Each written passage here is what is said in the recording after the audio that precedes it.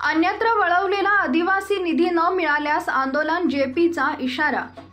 राज्यातील अनुसूचित जमाती घटकांचा विकास होऊन त्यांना मुख्य प्रवाहात आणण्यासाठी सुकथनकर समितीच्या अहवालानुसार राज्य सरकारने आदिवासींच्या लोकसंख्येच्या प्रमाणात अर्थसंकल्पातून तरतूद अर्थसंकल्पाच्या तुलनेत आदिवासींसाठीचा निधीचा तरतूद अनेक वर्षापासून केली जात नाही।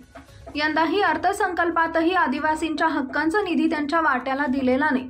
हक्काचा निधी दिला जात नाही, जो दिला जातो यातील निधी इतरत्र वळवण्यात येतो। राज्याच्या लोकप्रिय योजनेला हा निधी वळवण्यात आलाय। त्याचा हिशोब मुख्यमंत्री एकनाथ शिंदे यांच्याकडे मागितलाय। निधी न मिळाल्यास आंदोलन करण्याचा इशारा माजी आमदार कॉम्रेड जेपी गावित यांनी दिलाय।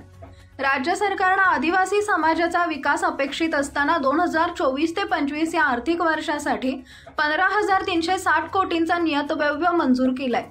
त्यामुळे राज्य सरकारकडून सलग 8 वर्षापासून आदिवासी लोकसंख्येच्या प्रमाणात निधी देण्यास टाळाटाळ केली आहे। राज्यातील लोकप्रिय योजनेसाठी इतर विभागांचा निधी पळवला जात असल्याची ओरड आहे।